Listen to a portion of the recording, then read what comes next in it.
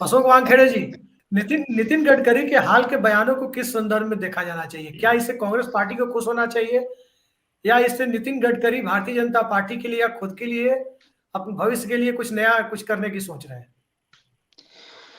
देखिए, नितिन गडकरी जब बोलते हैं तो मीडिया में तूफान तो आता है, मीडिया में तूफान मच जाता है, क्योंकि एक रूलिंग पार्टी का आदमी यदि किसी को अप्रिशिएट करे तो उसके कई मायने थे। मेरे नितिन गडकरी का यदि पूरा स्टेटमेंट आप पढ़े तो नितिन गडकरी उस वक्त की बात कर रहे हैं कि जब मनमोहन सिंह वित्त मंत्री थे और उन्होंने इकोनॉमी को खोल दिया था, और एक लिबरल इकोनॉमी के चलते जो महाराष्ट्र गवर्नमेंट के पास तब पैसा नहीं था, और वो रोड मंत्री थे महाराष्ट्र में, पीडब्ल्यूडी मिनिस्टर थे, तो उन्होंने कहा था कि पैसा बहुत इजीली अवेलेबल होता गया क्योंकि देश की इकोनॉमी खुल गई, हम नए नए इंस्ट्रूमेंट्स आ गए। इंस्ट्रूमेंट माने फाइनेंशियल इंस्ट्रूमेंट, जिसके तहत हम पैसा लेते गए। आज भी जितना अलॉटमेंट है नितिन गडकरी के मंत्रालय को, उसके कई गुना ज्यादा करोड़ों बना रहे हैं, क्योंकि वो स्टॉक मार्केट से भी पैसा उठा रहे हैं, वो बॉन्ड से भी पैसा उठा रहे हैं, वो विदेश से भी पैसा उठाते हैं, इंटरनेशनल एजेंसी से भी पैसा उठाते हैं।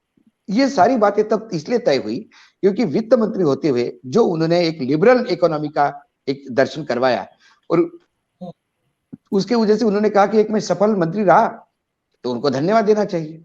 और मुझे लगता है कि जो देशपांडे जी नागपुर के ही है, गडकरी का यदि आप रिलेशन देखें इवन नागपुर के राजनीति में, तो सारे विरोधी उनके घर जाते, ये विरोधियों के घर जाते।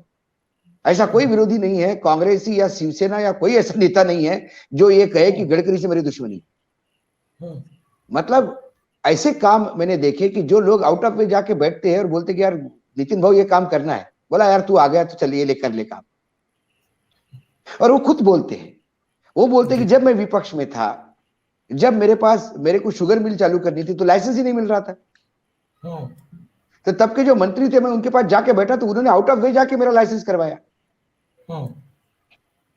तो तब भी, और ये ऐसा नहीं जब वो मंत्री बने तो जाने के पहले वो शरद पवार के चरण छू के चले गए थे, तब भी बवाल हुआ था।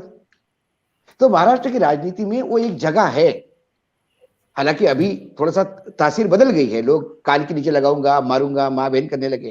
पहले महाराष्ट्र में ऐसा नहीं था, आउट ऑफ वे जाके एक दूसरे को मदद करते थे। मध्य प्रदेश में मैंने देखा एक दूसरे को जाके मदद करते थे, लेकिन गुजरात मॉडल जब भाजपा पर हावी है तो वहां ये जगह है कि नहीं? दूसरी बात जो आप ये कह रहे हो कि गडकरी जब ये बोल रहे हैं तो गडकरी जी को पता है कि इसका खबर बनेगी। गडकरी जी को ये पता है कि भले ही वो पुराने रेफरेंस से बोल रहे हैं, लेकिन लोग अभी के रेफरेंस से उसको जोड़ेंगे और वो उसके पूर्ण रूप से मजे लेते हैं, क्योंकि अब उनके पास खोने के लिए कुछ नहीं। बहुत ज्यादा कुछ हो गया तो लोकसभा का टिकट नहीं मिलेगा अगला, जैसा रूपाणी और नितिन पटेल को बोल दिया गुजरात में कि आप चुनाव नहीं लड़ोगे। बेचारों ने खुद ही स्टेटमेंट दिया कि हम चुनाव नहीं लड़ रहे। तो हो सकता है इनका भी टिकट कटे, तो इनको खोने के लिए क्या है। लेकिन यदि पासा पलट गया तो इनसे ज्यादा पाने वाला कोई नहीं होगा। मतलब अकराल का पार्टी लाइन, सवाल नागपुर का नहीं है, देशपांडे जी ने सही कहा और शीतल जी ने भी। मैंने भी एक बार कहा था कि संघ को ना मोदी से मतलब है ना गडकरी से मतलब है।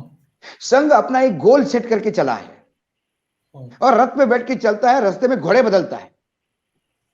जो घोड़ा थक जाए उसको निकालता है, दूसरा घोड़ा लगा देता है।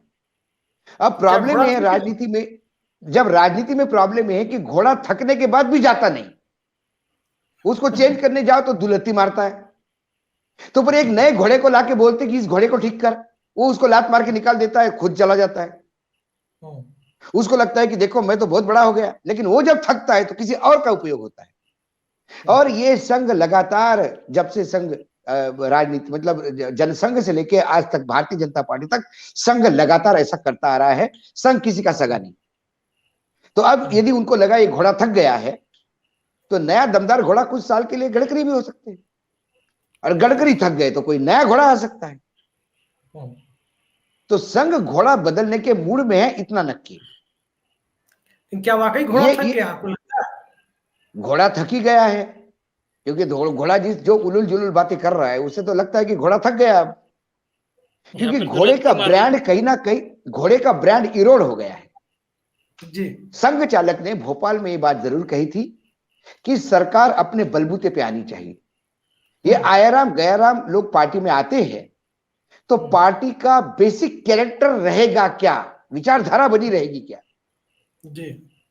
तो वर्तमान में नरेंद्र मोदी के लिए जो विजय पताका वो फहराते हैं हर जगह, एक गुजरात और यदि उत्तर प्रदेश छोड़ा तो ऐसा एक राज्य बताइए जहां उधार का सिंदूर नहीं है।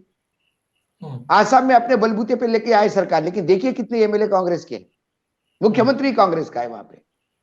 वही उत्तराखंड में है। अब यदि गोवा में देखें तो 12 मंत्रियों में से 2 मंत्री बीजेपी के, बाकी सब आयाराम गयाराम है। महाराष्ट्र में भी वही हालत है, बीजेपी बुद्रुक, बीजेपी मेन।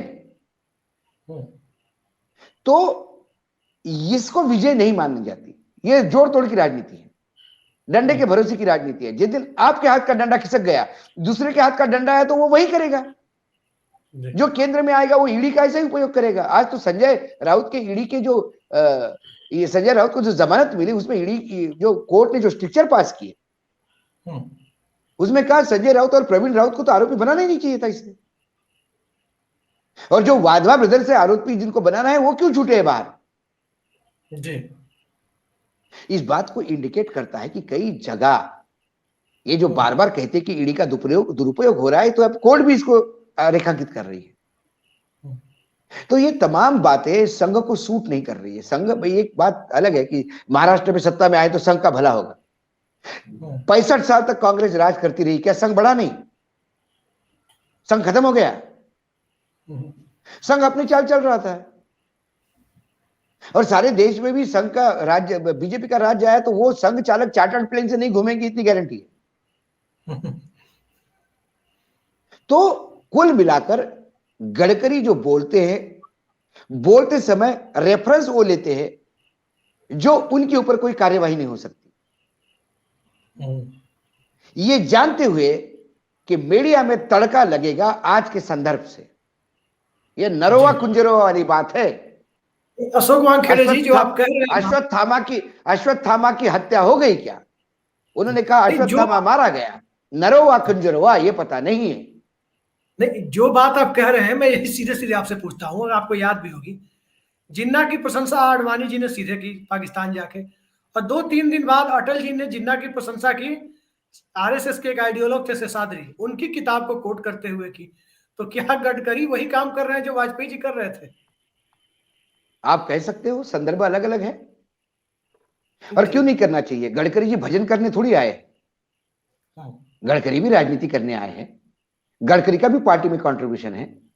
वर्तमान में केंद्र में एक तो मंत्री है जिसके काम गिनाए जाते हैं, जनता जिसके कानों को देखती है, जिसमें इतनी औकात है कि गलत करने पे माफी मांग सकता है। क्या नोटबंदी के लिए प्रधानमंत्री माफी मांगेंगे? लेकिन गडकरी ने कल जबलपुर में माफी मांगी कि 2017 का दिया हुआ रोड अभी तक नहीं बना, मैं जनता से माफी मांगता हूं। पार्लियामेंट में उन्होंने कहा कि मैं इतने साल रोड मंत्री बनने के बाद भी, ट्रांसपोर्ट मिनिस्टर होने के बाद भी सड़कों पे होने वाली मृत्यु का आंकड़ा मैं कम नहीं कर पाया, इसके लिए मैं माफी चाहता हूं, मैं शर्मिंदगी है मुझे। क्या इतनी औकात है इनमें? तो गडकरी भी अपने गेम करेंगे, और गडकरी अकेले नहीं है, यह गडकरी अच्छी तरह से जानते हैं। ये बांध को सिर्फ लीक होना है, उसके बाद जो पानी बाहर बहेगा प्रकोप के साथ, दीवार ध्वस्त हो जाएगी। क्योंकि अंदरूनी अंदर आप भी घूमते हो, हम तीनों लोग, देश पांडे जी भी सीनियर है, वो भी जब बात करते हैं तो अंदरूनी ही जो नाराजगी है, एक प्रकार की असहजता है, चाहे सांसद हो, चाहे मंत्री हो, चाहे विधायक हो, चाहे कारपोरेटर हो, चाहे बीजेपी का पदाधिकारी हो। बढ़ती महंगाई, बेरोजगारी, ये जो रोज तमाशे हो रहे हैं, इससे कहीं ना कहीं इसका जवाबदेही नहीं बनती उनको। वो जवाब देने का प्रयास करते हैं, लेकिन ऑफ द रिकॉर्ड बोलते हैं, बोले यार गड़बड़ तो हो रही है, अब क्या करें बताओ, हमको पार्टी की लाइन तो लेनी पड़ती ना। तो ये तमाम जो जगह है, ये जो ट्रिगर पॉइंट है, इसको चिंगारी कौन लगाएगा? Who will bail the cat?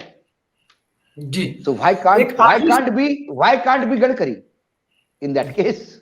Why should he not be in other way? एक आखिरी सवाल अशोक वानखेड़े जी आपसे मैं ले रहा हूं गडकरी जी से संबंधित, कि गडकरी का जो आज का बयान है, जो उन्होंने एक मीडिया हाउस के साथ बातचीत में उन्होंने कहा है, उस गडकरी के बयान का संदर्भ भारतीय राजनीति में आम सहमति की जो कमी एक महसूस की जा रही है, कंसेंसस की, उस कमी की तरफ इशारा है या अपनी पार्टी के केंद्रीय नेतृत्व पर एक तंज है? किस रूप में लिया जाना चाहिए? मुझे लगता है तंज से ज्यादा वो कमी की तरफ इशारा है। भारतीय जनता पार्टी में हमेशा सामूहिक नेतृत्व की बात हुई है, चाहे खुशाबू ठाकरे का समय हो, चाहे अलग अलग अध्यक्ष बने हो, चाहे अटल जी और अडवाणी जी का युग हो, एक कहीं ना कहीं एक सामूहिक नेतृत्व की बात होती थी, विचार विमर्श होते थे, सामूहिक डिसीजंस होते थे। वो अब समाप्ति 2014 के बाद समाप्त हो गया है। तो गडकरी बार बार उस युग की याद दिला रहे हैं या उस युग की तरफ पार्टी को ले जाने का प्रयास कर रहे हैं।